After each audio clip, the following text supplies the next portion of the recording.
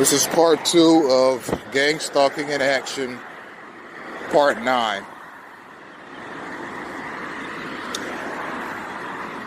I accidentally hit the power button there and stopped the previous video.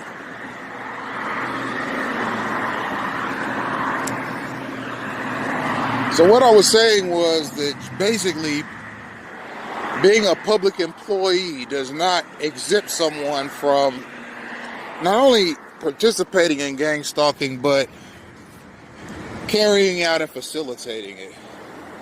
And if you want to know what it's like, after you've been exposed to it for a while, I've been exposed to it my entire life now that I really look back on my life.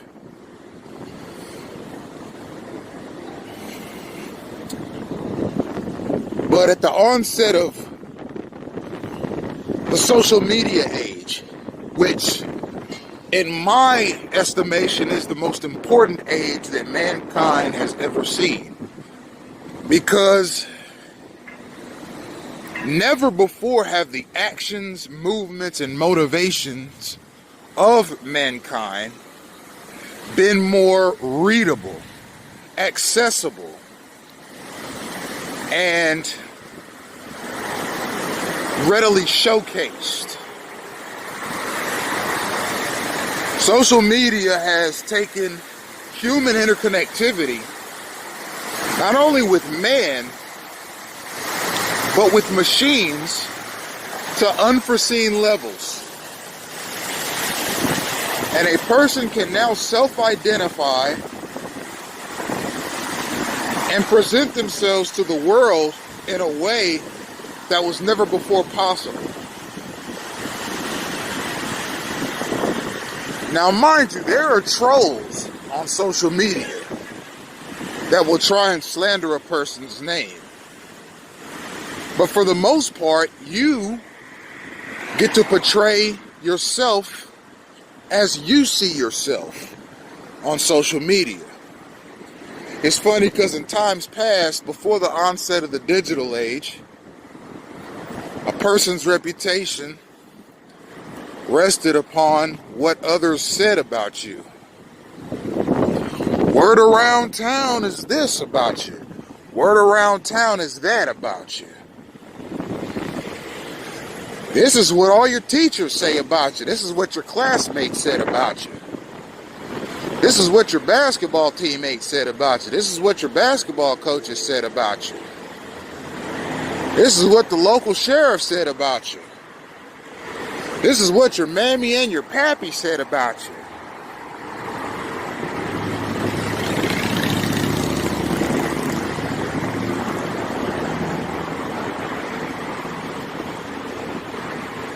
This is what your neighbors say about you.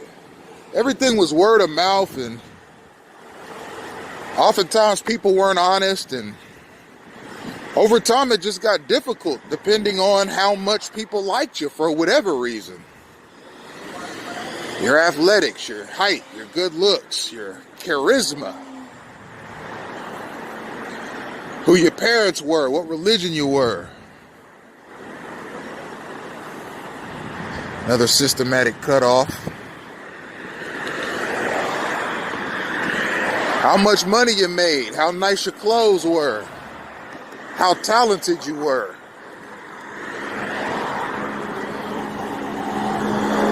And yes, ladies and gentlemen, children do gang stalk.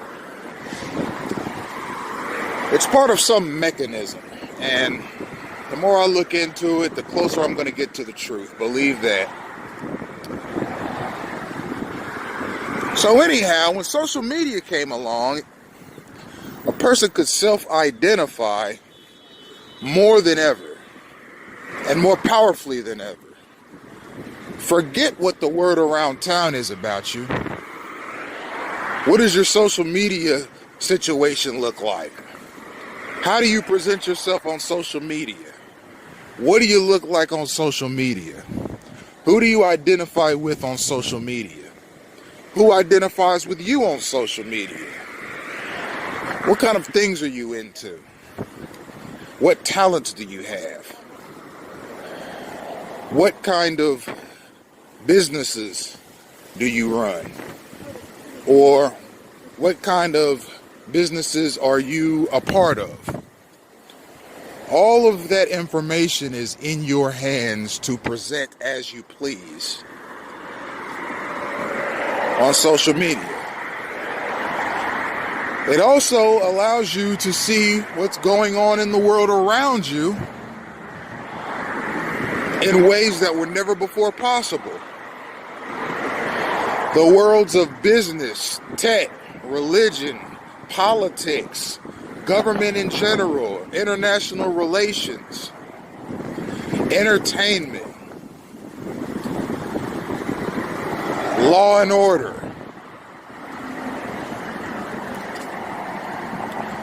business, entrepreneurship, marketing, the news, local, state, national, and international. All of this information is readily available to you in ways that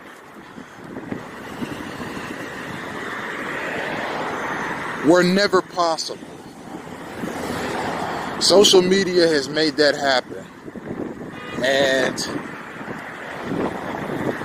for me, it is a true asset to mankind and the history of mankind.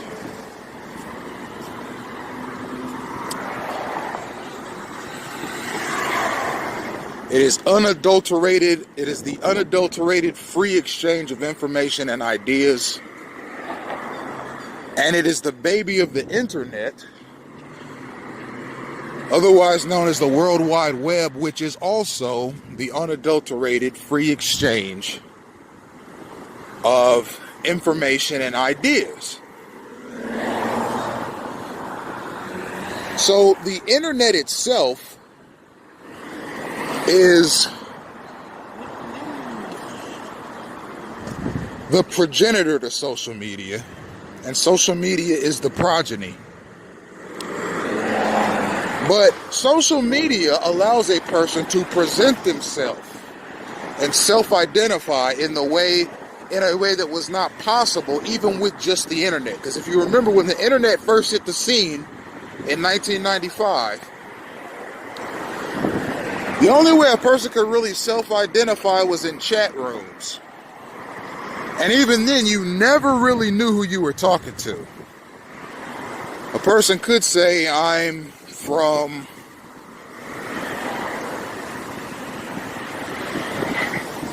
Houston, Texas. I'm a welder. I make 60 grand a year. And I'm divorced and I got 3 kids. I live in this neighborhood. I drive this kind of car. And I'm looking for a woman to go into a long-term committed relationship with. And then the woman would pop up. My name is Sandy Joe, and I'm from Houston, Texas. I'm divorced too, got 1 kid. I'm a customer service representative, and this is my height, these are my measurements, and so forth. I'm looking for a man to go into a long-term committed relationship with. And now you got 2 people interested in each other. But when they meet each other, it's nothing like what they presented on Yahoo Chat. Social media has in many respects eliminated those confusing scenarios, not only in dating, but in a person's personal life, period. I mean, with sites like LinkedIn, Facebook, Twitter, and the like, a person can't easily misrepresent themselves, because we not only live in the digital age, but we also live in the age of background checks. I can order a background check on any citizen in America if I know your first and last name. All I have to do is go to Been Verified or a similar website.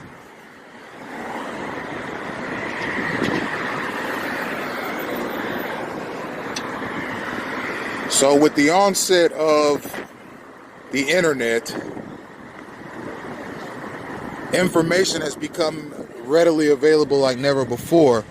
But with the onset of social media,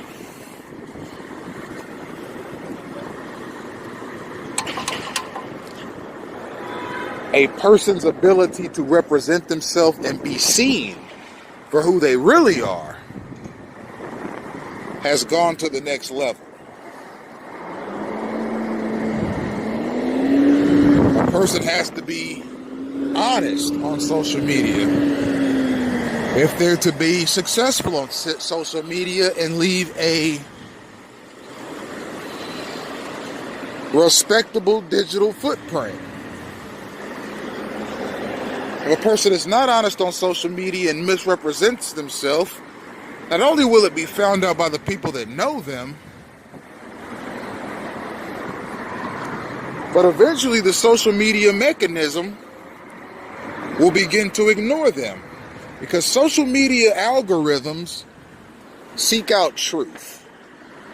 Are you who you say you are? On Facebook, on Twitter, on YouTube? Did you really go to this school?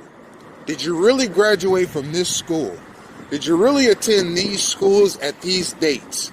That stuff is all readily made available on social media and can be vetted by anyone. So one of the expectations of a responsible social media patron is that you represent yourself honestly. And a person gets to represent themselves rather than a person representing you, because people can get awful hateful and jealous, and if a person gets that mindset that they want to sabotage you, they could tell anybody anything. They could call your teachers and say bad things about you to make going to school harder for you. They could call your coaches and say stuff bad about you to make your athletic career suffer. They could call your co-workers and or your bosses at work, or send them emails or send them messages some kind of way and try and harm you on your job. With social media, you get to represent yourself, and you get to do it in a way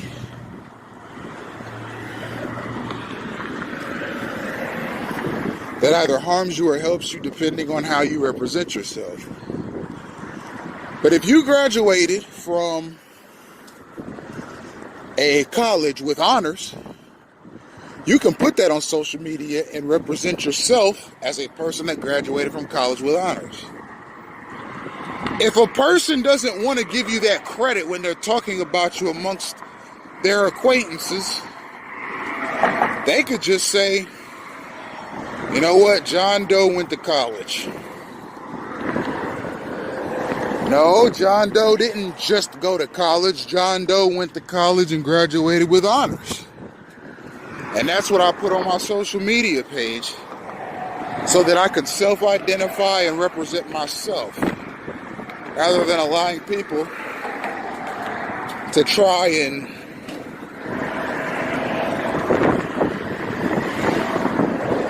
create an image of me that is not true, for whatever reason. That's one of the beauties of social media. It's also accessible worldwide.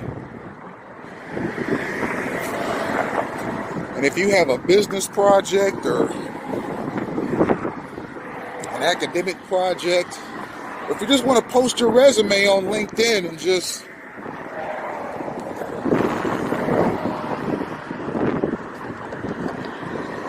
market yourself to the world, you can do that on social media. It's free, it's open, it's unrestricted, it's unadulterated, and it's mostly free. Most aspects of social media are absolutely free.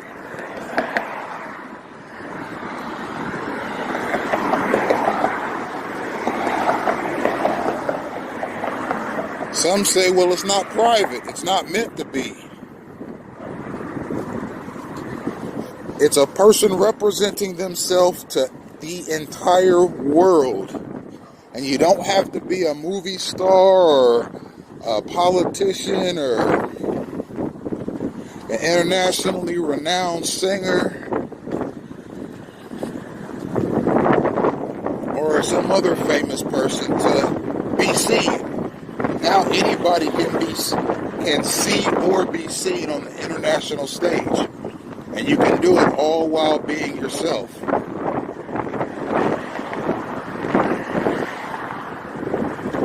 And representing yourself.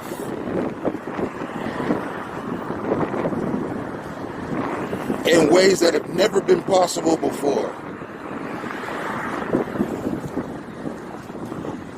So that's how I see social media, and the reasons I named earlier are the reasons why I use social media.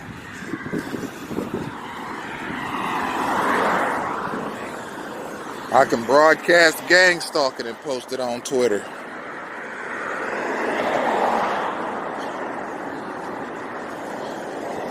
When I get Bible discourses fired back up, I'll start posting more videos on YouTube.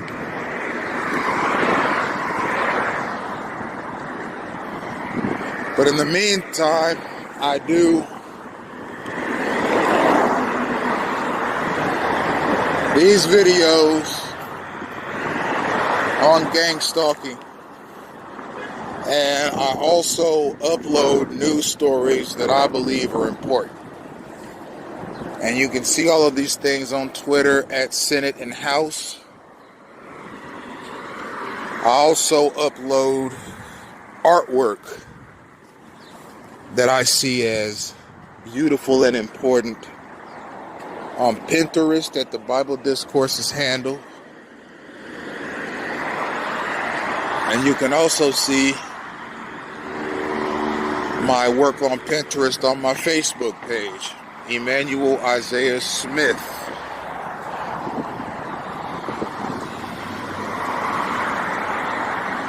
You can see further renderings of historical masterpieces on my Twitter page at EIS Media Group.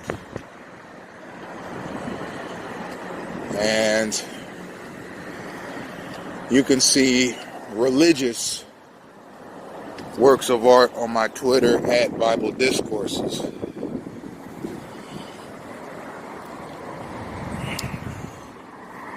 But I'm on all the social media websites. I'm on all of them.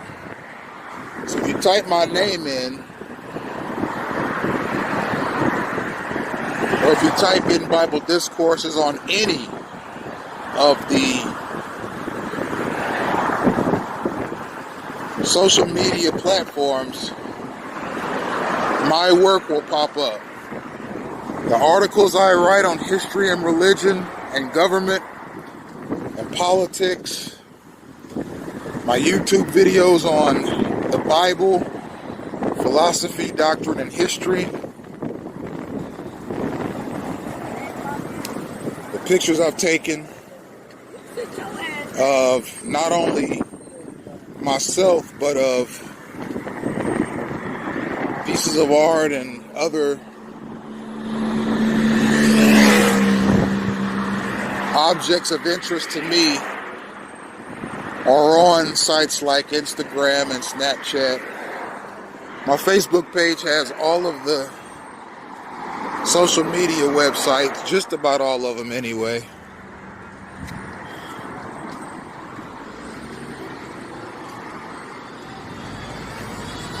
That you can find me on.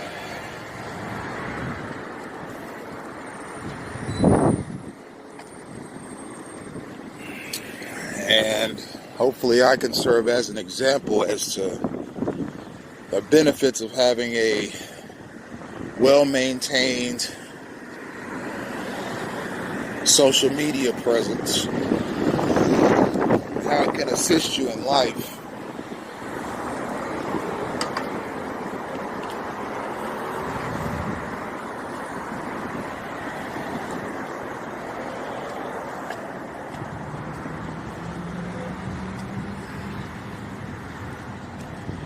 I got about 30 seconds left.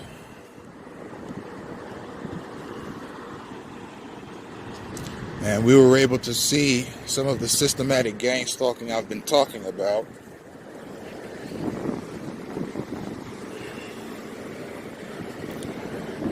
It was at its worst in Dayton. I should have been doing these videos back then, but I wasn't exactly sure how to represent the videos or myself. Plus, I didn't have social media back then.